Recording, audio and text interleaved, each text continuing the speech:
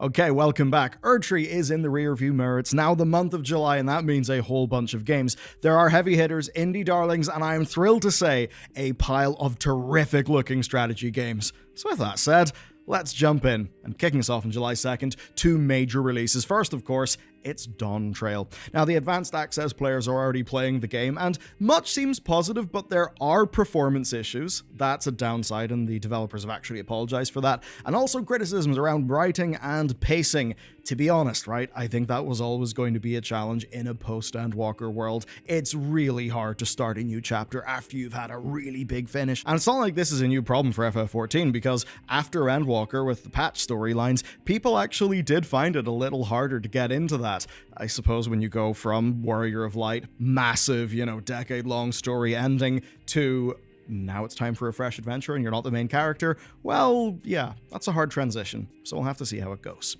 But also dropping on the 2nd is the First Descendant. It's Nexon's entry into the looter-shooter arena. Yes, another one! It's very much Warframe vibes with 1 to 4 player co-op, style-forward characters, and plenty of Unreal Engine 5 eye candy. Of course, the problem is Warframe exists. It's continually reinvented itself. It's not a game that's long in the tooth, and it's got an entrenched audience. So I do think this game's got a hill to climb, especially because it's hard to get cut through in today's market. I saw a really good comment on a gameplay preview of it that just said, well, this certainly looks like a video game. Yeah, it does. And maybe that's a testament to how hard it is to get noticed. July 4th, Independence Day and the UK election, which you can enjoy with Zenless Zone Zero. Yes, it's the next game from MiHoYo. It's a gacha game, but their gacha games are bigger than just mobile. Of course, this time we're on PC, we're on PlayStation, and yes, mobile as well.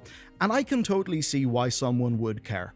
They're doing urban fantasy, supernatural vibes. The devs have actually specifically cited the urban fantasy of Digimon, of all things. And if you're not aware of that, suffice to say, there are times where Digimon could go surprisingly hard.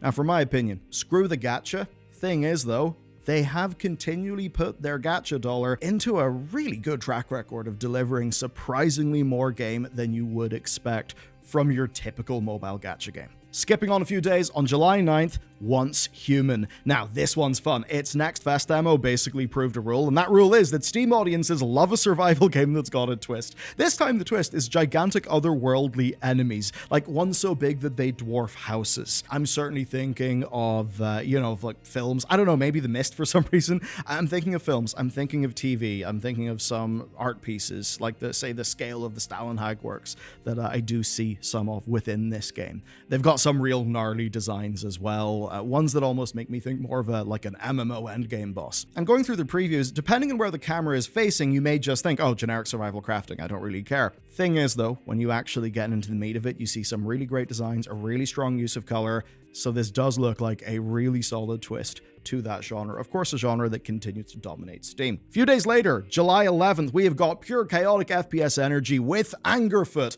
An FPS stands for feet per second. No, not a unit of distance, feet, because you're kicking shit with them. And basically, it's a game where you solve all problems with your feet. Mr. Tarantino would love it, but be that gangsters, traversal challenges, combat puzzles, you just kick everything. It's from the people who did Broforce and Genital Jousting, so they get weird, and I appreciate it when they do. July 15th, we're going to slow down a little bit because it's time for some base building and management set on the moon. That immediately makes me think of the Duncan Jones movie, and to be honest, it's not a game that looks like that. It's definitely a far larger, more automated scale. It's a game launching into early access after it had a successful Kickstarter campaign, and it is the Crust. It is a more subdued take on the automation genre, essentially managing the resources you extract just as much as you're managing the expectations of all of the lovely people back home on Earth, who in games like this are always good guys who can be trusted. Yeah, it's a big automation game in the moon. That's basically like crack, it will destroy people's time. Okay, a little later, on July 16th, we have got loads of indies. First, Gestalt, Steam, and Cinder. It's a stylish steampunk Metroidvania. Expect the usual sorts of things: challenging platforming, intricate puzzles, really cool robotic enemy designs. This game absolutely oozes style. I love the art. I'm not a massive Metroidvania fan, but to me this does look really inviting.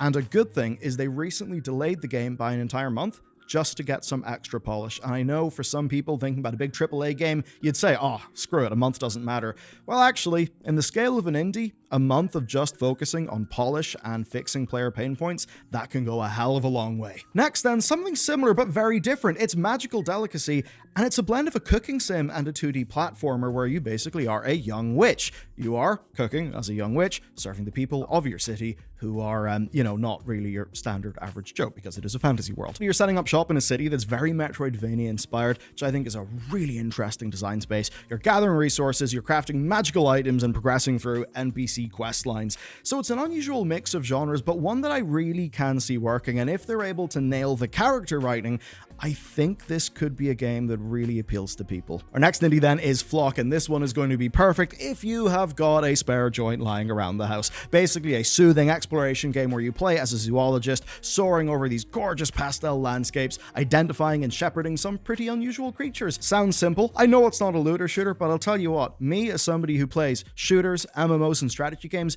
I remember sitting down in an interesting mood and playing a ridiculous amount of the new Pokemon Snap. I was surprised how much I enjoyed it, and it just goes to show if you're willing to go a little bit outside of your comfort zone, you can actually have a real good time. Next then, July 17th, where we're going into a world of cyberpunk noir in the form of Nobody Wants to Die. It's a detective game set in a future where death is just for the poor, which, being real, is probably the future we're headed for. Anyway, you'll be investigating a string of murders among the elite, which matters, of course, because the elite do get to be functionally a little bit immortal. So think classic detective gameplay, but high-tech, dystopian themes. I think a setting that a lot of us love and made pretty with UE5. Okay, July 18th, I've got a trio of games for you. These are hype. The first is Nordland. It is finally launching after some delays. And it's interesting. It is a blend of RimWorld-style colony management and Crusader Kings political intrigue, right? That sounds awesome.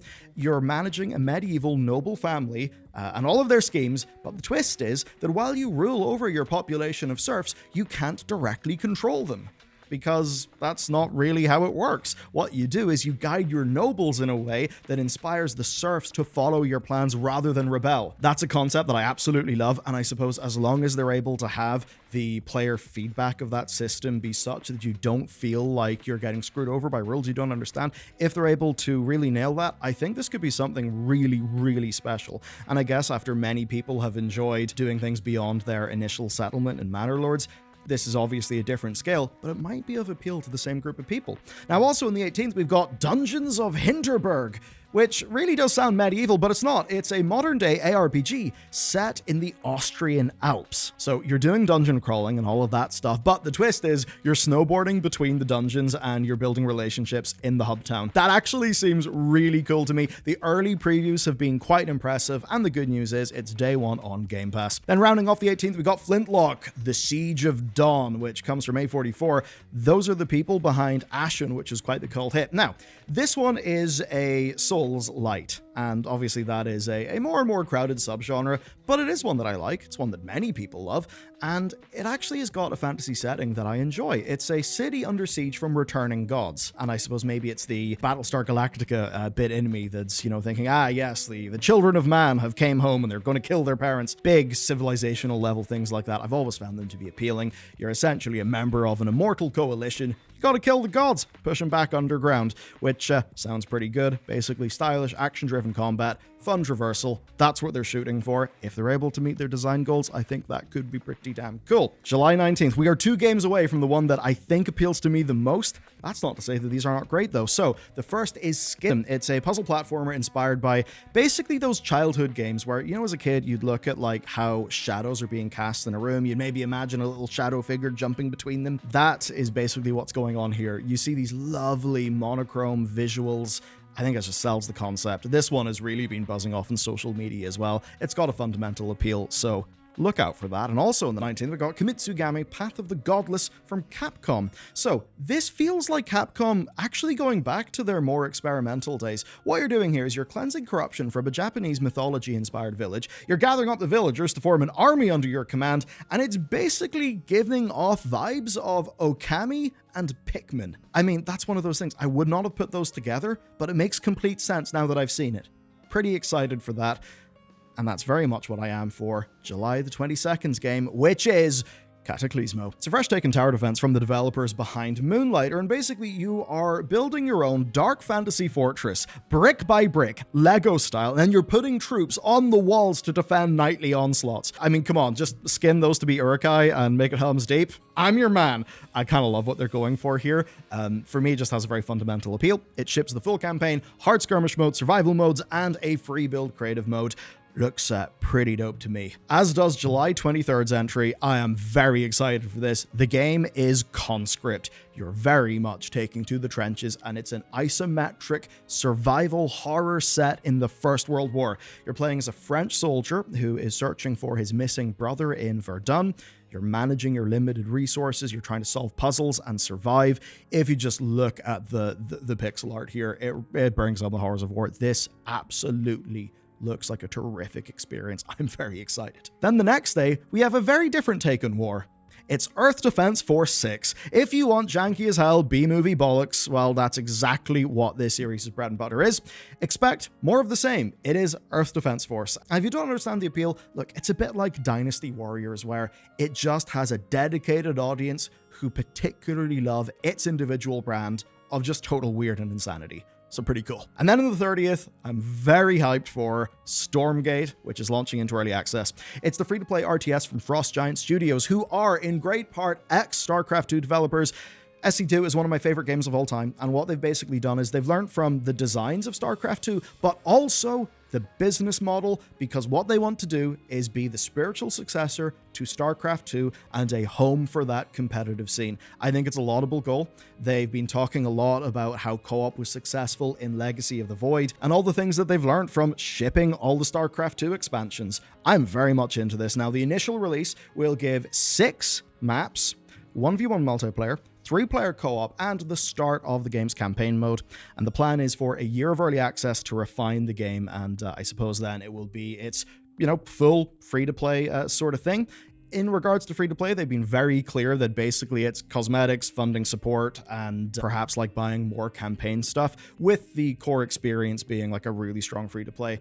And given what I know of the financial performance of StarCraft 2 and just talking to people who've either worked in that game or been very close to it, it does seem to me that they had hypothesis for Legacy of the Void. A lot of those were actually proven, and now they can bring that to bear here. Because of course we live in a world where a game like StarCraft 2 is just not what, Activision's Blizzard or Microsoft's Blizzard seems to be that interested in. And that's it. That's July in gaming. It's a crazy diverse lineup. We got shooters, we got strategy, narrative, and Earth Defense Force. For my 3, I've got to say Cataclysmo, Stormgate, and Conscript.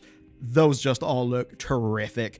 Dawn Trail is of interest to me, but with FF14, there's no big rush, and it's not like I've just finished Shadowbringers and Endwalkers coming up and I need to play it. I very much know that I have a lot of catching up to do, so I'm happy to wait until I have free time. Okay, that's today's video. Now, if you hit up bellular.games, one of the things you'll get there is Loading Screen. We publish Loading Screen every weekday, and it covers the news that does not make it onto this channel. We talk about games as they come out, so you can see, as an example for the games in today's video, if there's notable stuff, good releases, bad releases, you'll find out about it there, and of course, anything else that we think you will find interesting. So, hit that up. Thanks for hanging out, and I'll see you tomorrow.